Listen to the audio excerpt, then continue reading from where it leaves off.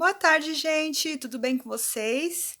Resolvi gravar essas aulas para ver se a gente facilita um pouquinho a nossa comunicação, se vocês tirarem algumas dúvidas e para vocês matarem a saudade da minha voz linda, maravilhosa, que vocês devem estar morrendo de saudades assim como eu estou de vocês, tá bom? Brincadeirinha. Então, ó, a última coisa que a gente estava trabalhando na sala de aula foi território. Eu ainda cheguei a passar para vocês pelo Classroom algumas atividades sobre território. Ah, não, nem foi pelo Classroom, foi no recesso, que inclusive vocês até me mandaram de volta, tá? A gente vai ver a continuação, então. Esse tema tá na aula 1 do Centro de Mídias, que é sobre regiões brasileiras. Para a gente entender o que é esse conceito, a gente tem que entender o que é regionalizar, tá? Então, pensem na sala de aula. Se eu falar para vocês que eu vou regionalizar a sala de aula, quer dizer que eu vou agrupar vocês. Tá, agrupar como?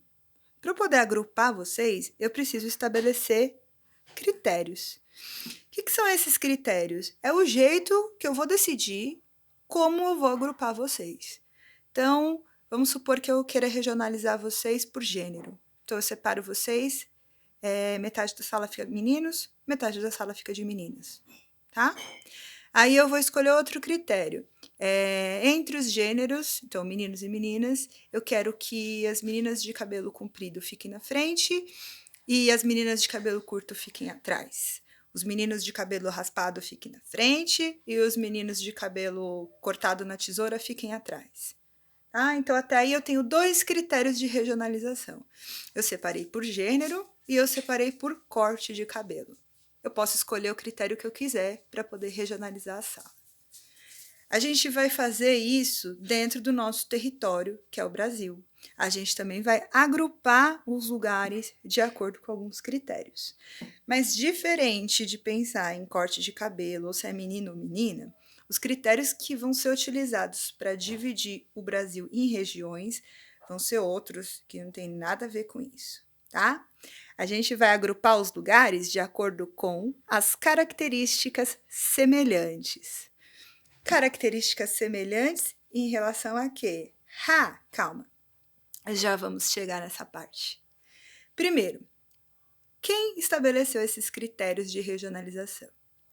O órgão que vai fazer isso vai ser o IBGE, que é o Instituto Brasileiro de Geografia e Estatística. Tá? Ele vai estabelecer esses critérios com o objetivo de poder conhecer o território, saber quais são os recursos disponíveis no território, saber o que tem no território, saber o que falta no território, para poder planejar ações para esse território, tá certo? Como que ele vai fazer isso? Ele vai estabelecer critérios físicos ou naturais, ele vai estabelecer critérios econômicos e ele vai estabelecer critérios socioculturais. Então, o IBGE vai escolher como critério para agrupar os estados brasileiros em regiões através dos critérios físicos, dos critérios econômicos e dos critérios socioculturais. Ele vai escolher 3 formas para poder dividir o território juntas, tá? Físicos, econômicos e socioculturais. Como que é isso? Quando a gente fala em critérios físicos ou critérios naturais, a gente fala sobre tudo relacionado à geografia do Brasil. Então, a gente vai falar sobre a vegetação, sobre o relevo, sobre o clima, sobre a hidrografia. Então, se a gente parar para pensar, a vegetação, que é Mata Atlântica, que a gente tem aqui na nossa região, que é a região sudeste, é completamente diferente da vegetação que a gente tem na Amazônia, tá? Então, já é um critério para poder fazer esse agrupamento diferenciado. Tanto é que os estados onde tem a floresta amazônica estão agrupados na região norte e a gente está agrupado aqui na região sudeste. Bom? O relevo. Então, aqui na nossa região, na região sudeste, que é Rio de Janeiro, São Paulo, Minas Gerais e Espírito Santo, o que a gente tem no nosso relevo? A gente tem muita serra, a gente tem muito morro, Então, a gente tem o relevo todo irregular. Esse relevo é completamente diferente do relevo do centro-oeste, por exemplo, que é plano. Lá é tudo plano, planície. E isso é legal para criar boi. Olha que bacana. Numa planície, os bois eles não precisam subir e descer morro. Então, se eles se exercitam menos, eles têm menos musculatura. Com menos musculatura, a carne fica mais macia. Já tinham pensado nisso? Por isso que lá estão as criações de gado, tá bom? O clima. Pensa no clima que a gente tem lá no Nordeste, onde faz calor o ano inteiro, e o clima que a gente tem lá no Sul, no Rio Grande do Sul, que chega até a nevar em algum período do ano, tá? Então, esses todos vão ser os critérios físicos. Então, o IBGE considerou isso para agrupar o território brasileiro nessas regiões. Critérios econômicos. Esse aqui é cruel, hein, gente? Ó, para agrupar as regiões nos critérios econômicos, o IBGE pensou em quais as possibilidades de exploração que a região tinha a oferecer economicamente. Então, quando a gente fala em exploração, a gente fala em como ganhar dinheiro. Então, como que a gente pode ganhar dinheiro no Nordeste? Lá no início do Brasil colônia, se ganhava muito dinheiro no Nordeste através da plantação de café, através da plantação de cana-de-açúcar, de cacau. Depois, ao longo da história, começou a se fazer isso na região sudeste, enquanto o centro do Brasil ainda estava desocupado, tá bom? Então, eles vão pensar em todas essas possibilidades econômicas de como se ganhar dinheiro nessa região. E, por último, os critérios socioculturais. Gente, vamos parar para pensar.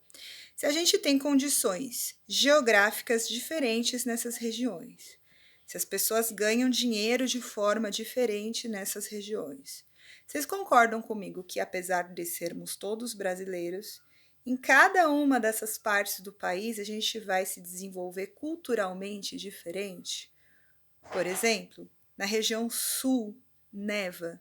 Então, a relação que eles têm com a roupa, com usar couro, com usar pele de animais, é completamente diferente com relação às roupas que se usam no Nordeste, por exemplo.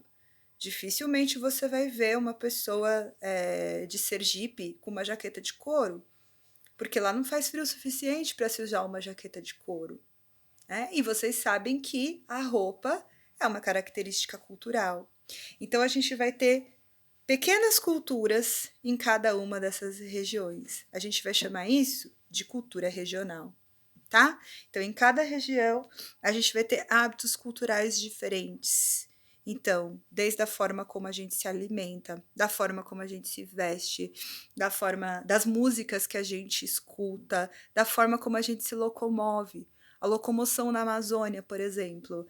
Lá tem muitos e muitos rios, então, para a gente poder ir na casa do colega, a gente tem que ir de canoa, porque na época de cheias você não tem ruas para você poder andar, que é completamente diferente da maneira como a gente vai na casa do colega aqui no Sudeste, tá bom? Então, as características sociais socioculturais é como a sociedade vive e desenvolve a cultura local, tá? Desde a criação do IBGE até 1988, quando foi criada a nossa Constituição, que é o nosso conjunto de leis, várias regionalizações foram feitas, pensadas nesses 3 critérios, até a gente chegar na nossa regionalização atual, que foi feita nesse ano, aonde divide o Brasil em 5 regiões administrativas, que é o Norte, o Sul, o Nordeste, o Sudeste e o Centro-Oeste. Então, os nossos 26 estados, mais o Distrito Federal, vão ser agrupados nessas regiões, de acordo com esses critérios, tá? Com o objetivo de melhor planejar o desenvolvimento do nosso território como nação. Com o objetivo, porque até hoje essa função, infelizmente, ainda não foi feita, tá? Isso aqui pode modificar ao longo do tempo, assim como a delimitação dos estados brasileiros também podem ser modificadas ao longo do tempo, porque tudo isso daqui são construções sociais. Pergunta: a população não era levada em conta? Então, olha lá. É preciso compreender que, se em cada região temos características naturais diferentes, e estas características vão resultar em explorações econômicas diferentes, é fato que a população em cada uma dessas regiões irá se adaptar a essas condições diferentes, determinando hábitos culturais e maneiras de viver diferentes. É o que chamamos de cultura regional. E aqui eu coloquei uns exemplos para vocês: música nordestina, comida sertaneja, dança sulista. Então, todas essas culturas que a gente tem dentro do Brasil mostram o que a gente chama de regionalismos, tá? Que é como cada população tem de particularidade dentro do seu próprio território. O Brasil é privilegiado porque, por ser um país tão grande, com essa multiplicidade de culturas, a gente acaba tendo vários Brasis dentro de um único só, que é o Brasil. Isso é bom porque a gente tem uma riqueza cultural enorme, mas isso também causa alguns problemas. Um desses grandes problemas da cultura regional é a xenofobia, né? Então, muitas pessoas, que seria o preconceito ao diferente. Então, muitas pessoas acabam tendo preconceito com as pessoas que vêm de outras regiões brasileiras. Então, infelizmente, é comum a discriminação e o preconceito com as pessoas que vêm do Nordeste, porque tem um sotaque diferente, porque se alimentam de forma diferente, a discriminação com as pessoas que vêm da região Norte e assim por diante. Tá bom, gente? Isso é uma coisa que tem que parar, porque somos uma única nação, apesar de termos essas diferenças regionais. Tá bom? Beijinhos, amados. Até a próxima aula. Façam os exercícios.